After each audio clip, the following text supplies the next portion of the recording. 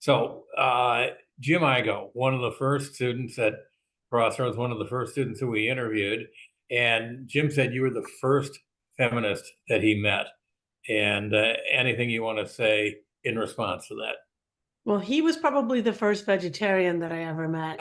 Okay. And um, it's all come back to me because my son is a vegetarian. My son decided at 3 that he was a vegetarian. Whoa, So my household has been vegetarian for the last 20 something years.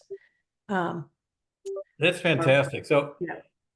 But also, I have such good memories of Jim because in some ways, he and we were good friends in part because we sort of intellectually, clicked and cared about a lot of the same things. We both loved music. But also, even in a school of non-standard people, like there was definitely a welcoming of outsiders. He and I were still both kind of outsiders, even yeah, among Crossroads. and I remember that, and I do want to get to Crossroads momentarily, but Rachel, I got to know you a few years before that when you were at Westminster Neighborhood School. And perhaps you can talk a little bit about that. And when you talk about being an outsider, that may have been something that you experienced at Westminster as well. Well, I was really lucky in the schools that I went to, or my mother chose really well in the schools that I Okay. went to, because they were all very welcoming of people who didn't fit the exact mold of America at that time. And not that I know that anybody really did, but I just was a quirky child. And Westminster was a great place to be a quirky child. Like the Yeah. teachers were very compassionate, very energetic about teaching. They let us follow our passions so that even in, first and second grade, I was really learning what was exciting to me and spent a lot of time reading and learning about animals, which was my big passion at that time. And I had teachers that like really got their students individually. So And Rachel, I think one of the unique things about Westminster was just physically where it was located. Can you fill people in on that? it was in the basement of a church, the Second Presbyterian Church, which happened to also be on my street, like just across the street at the corner. And so it was Westminster Neighborhood School. It was children from the neighborhood. And it was kind of an edgy neighborhood at that time where there were people from such different backgrounds and such different socioeconomic groups. And it was great because as a child, I might have been aware of it, but not much. Like I never thought about somebody having different skin color or somebody having a different primary language or somebody coming from a very different religious background. Like it just wasn't, it all felt like being this mix of people was natural and normal. And so like I never had that experience that so many people have of sort of the shock of the new of moving into a community that's varied like that. I just was always there. It was the water I swam in. And it's interesting. You say the school was in the basement of the church, and the younger students, such as you, were there. There was another program for middle schoolers up on the fourth and fifth floor. The fifth floor being the gym. No elevators, so we'd all go up to the fourth floor in the beginning of the day, and it's as if there were two different schools. But um, I think we also had a feeling that. Those teaching and those students in middle school had a responsibility to be Mhm. as decent and supportive as they could of the younger students. So that happened. And then did you go? You must have gone to another school between Right. I went from Westminster and there to Crossroads. Crossroads. I mean, to the college school Okay. and Yeah. then the college school to Crossroads. And all three had that thread of being, and even my high school actually also, but they all had that thread of being incredibly inclusive in a time when Like now, so many schools have that as part of their mission statement. But at that time, I think the schools that I went to were a real rarity. I don't know what the mission statement was, but it was clearly part of the mission No, to be this very is inclusive. this is fascinating because you went to Metro, am I correct? Yes, Okay. And what you're saying is fairly similar to what your brother Leo said. And I find that really, really important because there, there was something written in the last 2 or 3 years by a couple of St. Louis University professors about the progressive movement in St. Louis in the 1960s and the 1970s. And it's with a comprehensive study, and it talked about racial issues, LGBTQ issues, economic issues, a number of things, but not a thing about schools. And I think you and Leo were students, and myself and Carol and others were teachers at a time where if you navigate carefully, you could go through the system and you would get really progressive education. I'm right. not sure that exists anymore, Well, it's definitely or at least here. I I teach in a school that in some ways you do get that, and in some ways you Okay. don't. But I teach in a very diverse community. Our school is, very diverse, and it is part of our mission to embrace all people. And it is a part of that. But in other ways, it's not nearly as progressive as the schools that I went to. And certainly, I know that if you plant the seeds of compassion and understanding in children, that's that's how you get compassionate and understanding adults, and that's how you heal the world, really, in my opinion, is by really bringing children together from disparate backgrounds and bringing children together with different experiences and different opinions and teaching them how to disagree and respect each other, how to be So different and respect each other, how to enjoy discovering ways that you're the same and ways that you're different. And that, if you can give that to children, you end up with amazing adults often. Whereas if children are in very homogeneous environments, they can be so scared of whatever's different. So you're teaching at a school where on the website it features a kind of a flyover of the 14 acres.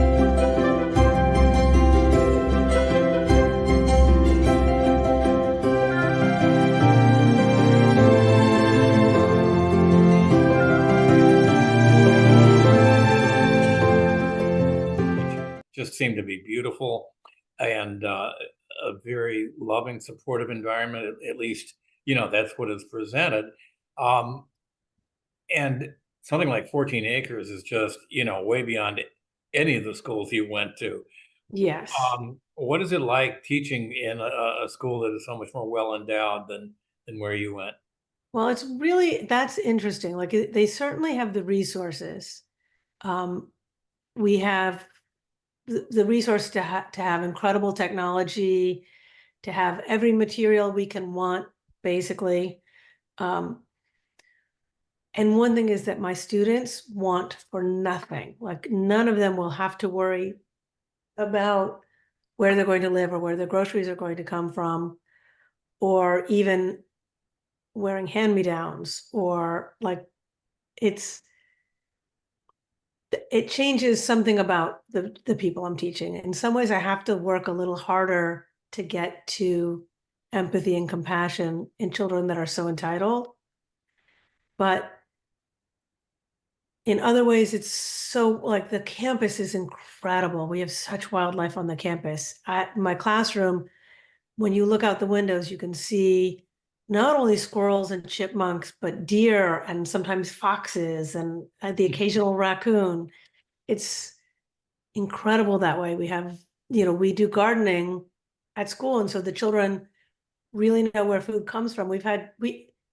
It's in a suburb that's right on the edge of New York City. So it's very, very suburban, but we have probably 20% of our students come from New York City. So And so tell us what you're teaching and at what level. I teach kindergarten. So I teach everything. And I definitely see character education is such a buzzword, but see, teaching children about emotional intelligence and how to be a friend and how to be part of a community as the most important part of my job in kindergarten. Yes, I'm also teaching them to read. I am teaching them number sense and adding and subtracting. Hmm. But to me, that's very much secondary to helping them become the best human beings they can be. So the path that you took from Metro High School to teaching kindergarten at Elisabeth Morrow is one that I don't know enough about, and I think people would be interested in learning more about. Can you share that with us? Well, it was a pretty convoluted path. I think that being a teacher has been in my heart the whole time, but I resisted it. Hmm. So when I was at Metro there was a big school strike. I think it was several weeks long. Hmm. There's a funny thing about memory, like sometimes because I've told myself the story of my memories, they might become exaggerated. So I don't really know how long it was. In my memory, it was very long. It was many weeks long. You might know better than I do. But the public schools were Jim on Igo strike. remembers it very clearly too. Right. Yeah. So there was a big public school strike. And at that time, there was no, it wasn't Second Press. It was another church in our neighborhood, but easy walking distance for me. And the education director of the church decided to start a strike school for children, younger children who had nowhere to go because they were out. And I volunteered as her assistant. And then Hmm. something happened and she never showed up. And I have no memory of whether she got sick or had a family emergency or what it was, but I ran it. And the church secretary arranged things for me, but it was me. And every day I could have between 8 and 16 or so children. I'd have a group of children of different ages. And you were how old then? I was maybe 15, maybe Okay. 15. Hmm. Okay. And so I had this great experience of like setting up older children to help younger children and trying to teach skills and really getting good at reading stories out loud. And we even took field trips that the church secretary set up for us and got us a bus and everything. Like it was really quite an experience. We had a mom come in and teach us how to cook tortillas. We just had all these different things happen. It was great. And I loved it. But when I graduated, I studied creative writing in college, and I was definitely not going to teach. And where did you go to college? I went to college in New York City at Pace Okay. University, which is Hmm. downtown New York. And I really chose that school because I wanted to be in New York. It wasn't Hmm. my dream school or anything. I just wanted to be in New York. And so I graduated and I worked in bookstores, which is not exactly lucrative. Right. And I worked in a medical office. I just had various jobs that paid the bills, but none of them, I loved working in bookstores really, but that didn't pay the bills. So I had other jobs in addition. And I ended up moving to Santa Fe. I needed a change from New York. Santa Fe, New Mexico is a place that I went on vacation and fell in love with. And when I was living there and working in a bookstore where I was in charge of the children's books and would do a children's story hour, I had a friend who taught nursery school and she needed to go out of town on a family emergency and said, "Can you fill in for me? I know you're good with kids. I've seen your story hour." And I was like, "Yeah, sure." And it was a preschool, so you were never alone with the kids. So it was okay that I didn't go through all the stuff. Like that Hmm. was acceptable. So that was for 2 days. And 2 years later, I was still there. So I definitely discovered that that's what was really in my heart to do. And that was my real path. So then after 2 years there, I went back and got my teaching license, went back to school and got a teaching degree. And I've been teaching ever since. Okay, I and love it. along the way, you became part of another family, started another family. Can you tell us a little Yes. about that? I moved back to New York City to get married to somebody who I had had a long distance relationship with. And I would say, have you ever seen the movie of a book that you absolutely loved? And when you see the movie, it doesn't fit what it was in your imagination. Yes. That's what it was with this relationship. We got married we very quickly. We both wanted kids. We got married very quickly.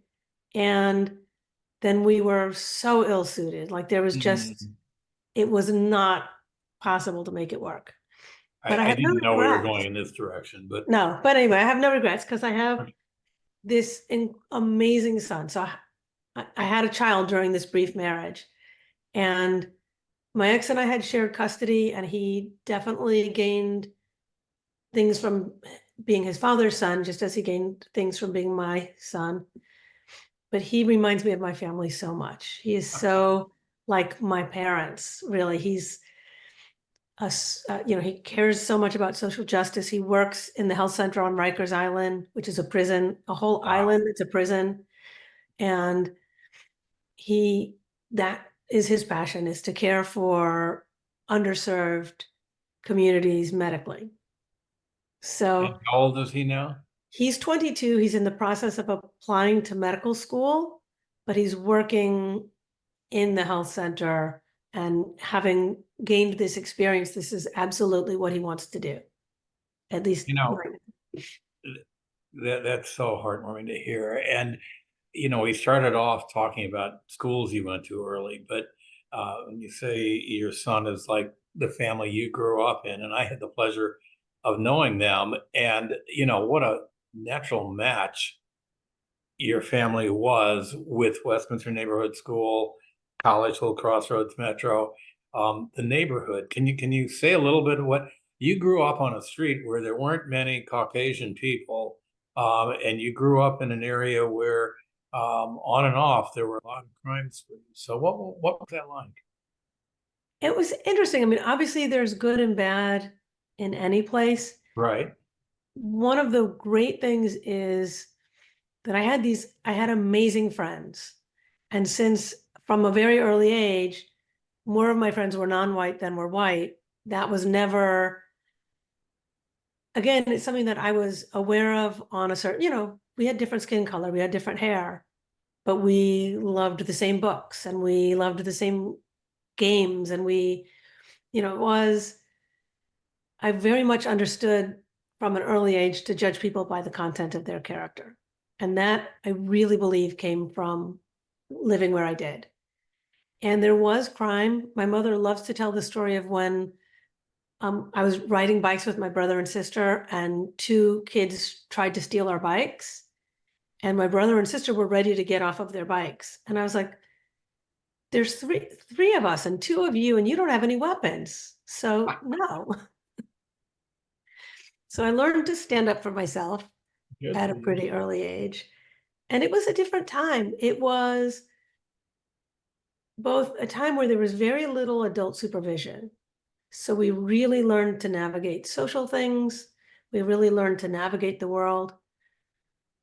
But at the same time, any parent in that neighborhood could parent me. If any parent within 12 blocks saw me doing something that was wrong or dangerous, they'd come out and call me on it. And I would have to comply because they were all in a parental role with all of us. We were all in and out of each other's houses all the time. It was an amazing time and place to So grow up. interesting because so many people who lived in the suburbs, something you've become more familiar with now, would say, Yes. well, that's the way it is in the suburbs. Everybody's looking out for everyone else.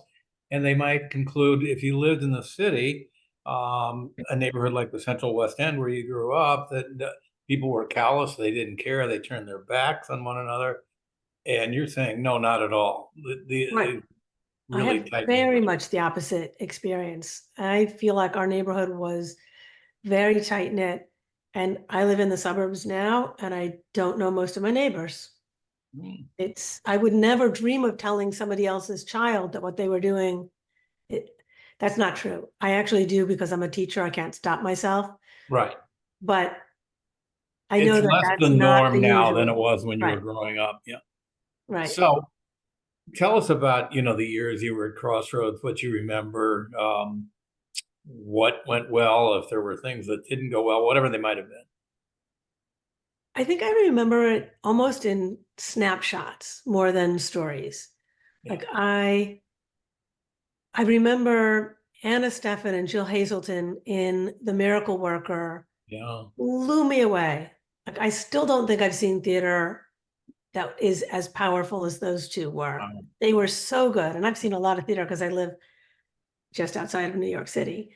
yeah. But I just remember being like so wowed. And it was again low tech. We got our costumes at Goodwill. We built our sets and painted them. Like it was very low key. But then the acting really shined. And so that, like, I remember that. I remember really being trusted by the adults. We left campus for lunch. We used to go to Girardelli's that had the Mm-hmm. world's best sandwiches.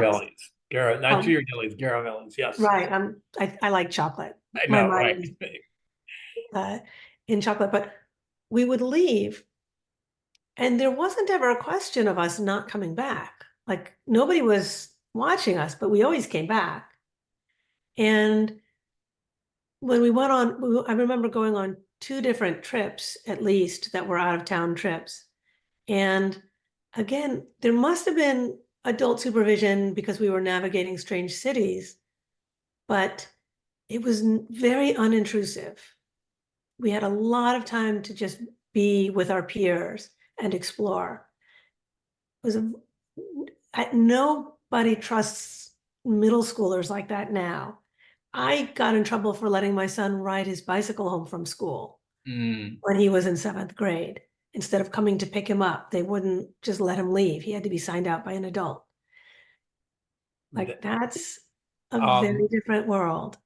it is, and in some ways, I think that we as teachers tried to plan what we were doing as if we were helicopters, and I didn't realize we were keeping that much of a distance, but we were. I mean, we certainly wanted to know where everyone was, and double up on that. That at least two teachers would know where each student was. But it seems like we were able to keep our distance. I want to go back to the Miracle Worker.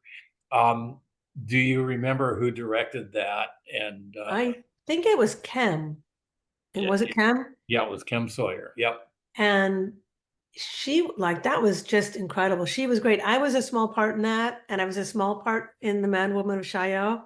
Hmm. I wasn't a very good actress, but I loved it anyway. And Hmm. so I was very happy to have smaller parts so I could still be part of it. And she was great. She never made me feel small for not being great at it. She always made everybody feel great about what they were doing. And did she also teach Latin? Do I remember that right? Because I Boy, took Latin. you say that, and I don't recall that, but I think it's quite possible. I think she I think does. it was Chem. I definitely We took had a Latin. woman, Irene Miller, I think was her name, when we were on Westminster, who taught Latin. Um, she became somewhat famous for getting very excited about the ginkgo trees between Crossroads and Garavelli's. But I'll have to check with Kim. All right. Are there any other teachers you remember who seem to have a profound effect on you? Well, embarrassingly, I don't remember the names of teachers as much as I remember the names of peers. Okay. But we had an English teacher. I was a huge bookworm. I Yep. loved reading. In fact, Yep. I was hiding my novels in my math book and my science book. And, I just loved reading. But the English teacher, the literature teacher, gave us books to read that, again, I'm not sure that anybody would trust middle school students to read now. I Yeah. so strongly remember reading books that stirred up incredible conversations in the classroom, incredible, like we just gained so much wisdom and knowledge from the books, but also from conversing about it. And so I remember that we had an English teacher that facilitated that in such an amazing way that we could read things that were sometimes upsetting, sometimes disturbing, sometimes controversial, and then have these discussions that touched on really deep, sometimes painful, sometimes alarming, sometimes difficult subjects. And he kept it going in a way that wasn't ever hurtful or damaging. We didn't insult each other when we disagreed with each other. And that was definitely down to whoever that teacher was. I wish I could remember his name. Because as you were describing it, I was thinking that it either would have been Carol or V. Lind, not a Oh, it male. might have been. I might be remembering that wrong too. Like I said, my memories from that long Carol and ago are a V little. were both very much that way. And it's so interesting that the way you say it, because, uh, parents make such extensive efforts now to protect children from the unknown. And yet what you're saying is it only made you stronger and wiser. Right. And I think that is because at Crossroads, there was this culture of, I don't know how to, I don't have the words right now. By Friday afternoon, I'm out of words. But it was a culture in which you could really engage in disagreeing and in intense discourse and keep it on an intellectual level and not be hurtful. Right. And I think it works to read really difficult books at a young age if you have the right culture around it. If you can talk about the disturbing parts. We read The Painted Bird by Jerzy Kosinski, which I've never read again and still remember vivid details of. Now, that I think it was either you or Carol that was the teacher when I That read would have that. been Carol. That wouldn't have been me, but yeah. And it had very disturbing scenes in it. And somehow I could talk about those in this class with this teacher, I believe it was Carol, and come away from it feeling relief from the anxiety that it brought up to read this stuff Right. and an understanding of what the author was trying to do. I mean, it was such powerful stuff that, what is it? How many years is it later? Close to 50 years later. And I Yeah. still really remember that book. Yeah. It surprises me too when I think about what we were teaching in middle school. And again, Carol and V. Lind and Cam, they were all people who were not afraid to take risks. Um, some of the others was we love to do field trips to places, neighborhoods where students wouldn't ordinarily go, and to railroad tracks and sleeping on top of buildings and so forth. That Carol was very involved in all of that as well. Well, that's something that's really stayed with me too. I feel like it was so experiential. Like I remember that we walked on railroad tracks from somewhere that was on regular ground level all the way into a bridge, would it have been Eads Bridge? They weren't running trains on it anymore, or Right, obviously it probably taken would us have been there. East Bridge at that point. Yeah, There was a track that was no longer being, and we could see graffiti on the walls, so we weren't the only people to have ever gone there. yeah. But it was an incredible thing. It was, such an experience. And I remember when we were reading Life on the Mississippi, and Okay. we got to go and we went on a coal barge. I mean, that, like, who gets to do that? Oh, It brings things so to life. And we tried to build a raft down by the Mississippi. We never got one that was river worthy, but we tried. But, this book came to life for us in so many ways. yeah, yeah. And I think we really made an effort to uh, ensure that students would be aware of where they were growing up and the role that the Mississippi played in it, and how, in so many ways, the city turned its back on the Mississippi. The original French settlers apparently thought it was unhealthy for you. There'd be all kinds of germs you would pick up near the river. But people in Pittsburgh and New York, certainly, a number of other cities, it hasn't been a problem at all. So are there any things you remember most significantly about St. Louis at this point? Well, I still go back to St. Louis a lot. My family is there. I have a lot of family there. Right, And it's when I was a teenager, I couldn't wait to get out of St. Louis, right. and now I miss it. It for such a small city, there's a remarkable amount of art and all of the arts, of theater, of Right. music. The music scene in St. Louis is incredible. And it's actually still alive in a way that it isn't in New York anymore. Like New York really has big venues that are so expensive that I don't go, but we don't have those small intimate venues anymore. And St. Louis does. Those small Yeah. intimate venues where unknown or less known artists can perform and you can go explore new music. That's an incredible thing in St. Louis. And I think because of the way I grew up, I never saw St. Louis as being racially divided because I grew up in these very interracial areas. And it was later that I learned that much of it is. Yeah. And Not necessarily worse or better than other cities, but right, very present. right. I think that's true in many cities now. Like this is a time where there's such a division in so many ways that like I don't want to get into politics, but there's been such a push to divide people. And it's this is like this push to make people afraid of anybody that's not them or feel like they're entitled to something and somebody else is taking it. It's I think that's an illness in our country on a very large level.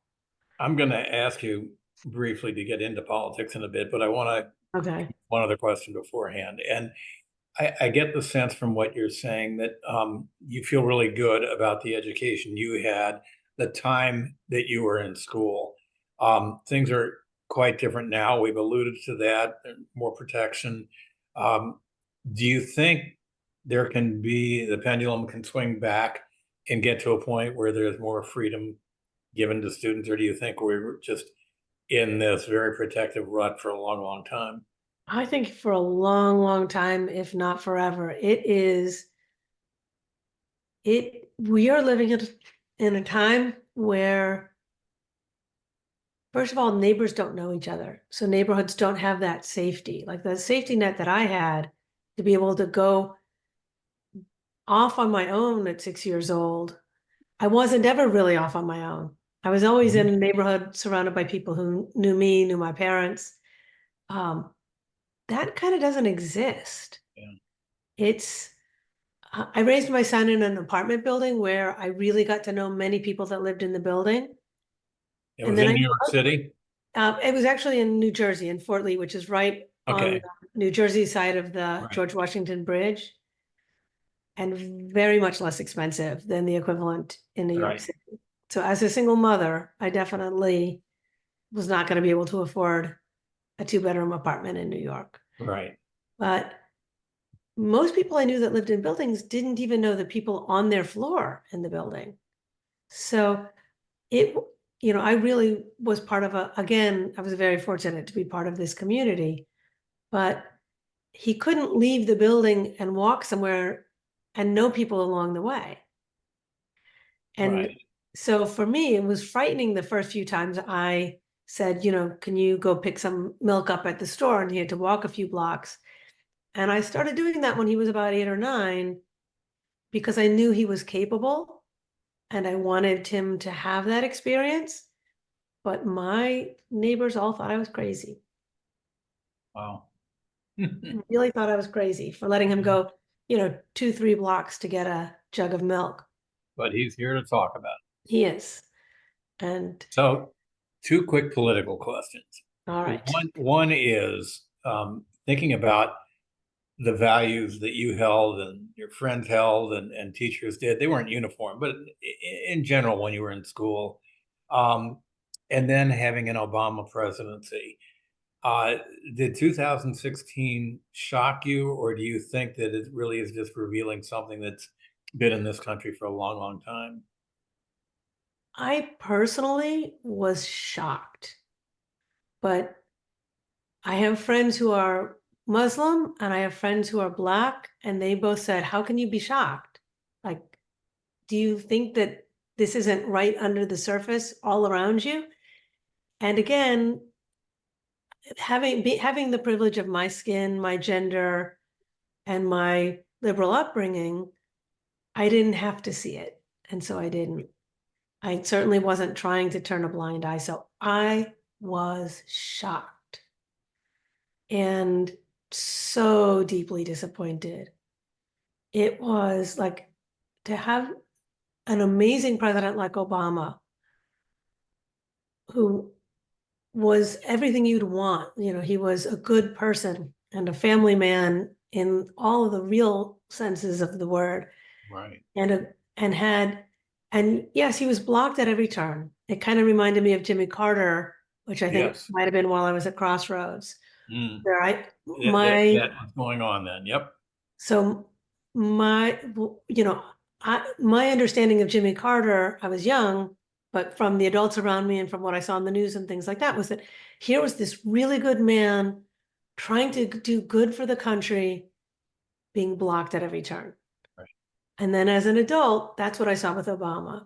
I felt like here's somebody really trying to make a positive difference for our country.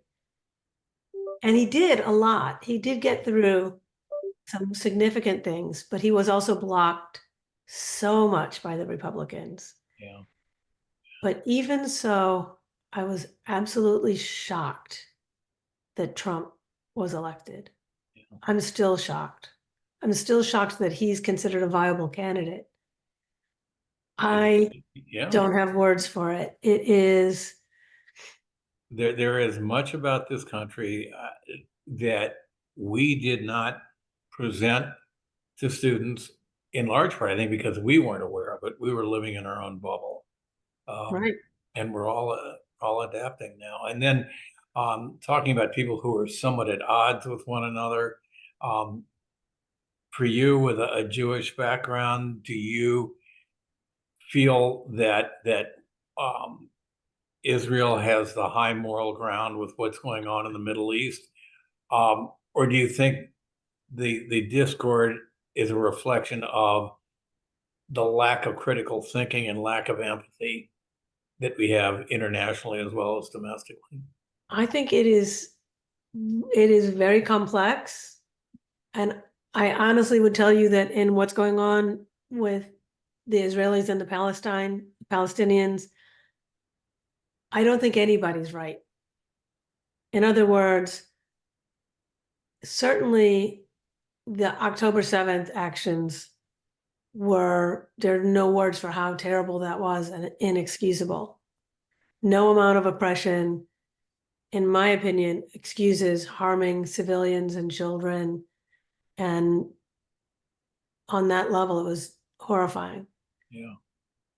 That said, I don't believe that justified at all what's happening now, the way the Israelis are treating the Palestinians. I think it's genocide. I think it's breaks international law. I think it's wrong. Um, it's I it I it's very complicated. I get very emotional thinking about it. It's something that um, I talk about my son too much, but my son is much more religious than I am. Judaism is much bigger in his life. I'm married to somebody who's not Jewish. I don't go to synagogue. It's not really a part of my life in that way. It's part of my identity, but not really part of my life. It's a very big part of his life. He observes the Sabbath. He goes to synagogue. He's been to Israel 3 times or 4 times. I've never been to Israel. He has Israeli friends. And even like, I hesitated to talk to him about it initially because could potentially be such a painful subject for us. But he brought it up to me. And he actually feels the same way I do, that there just isn't, you won't even say there's no right or wrong, because there's all wrong. Yeah. Like it is just, and he's actually had rifts with some of the people in his life because of his opinions. I haven't, because I don't really have religious people in my life in that way.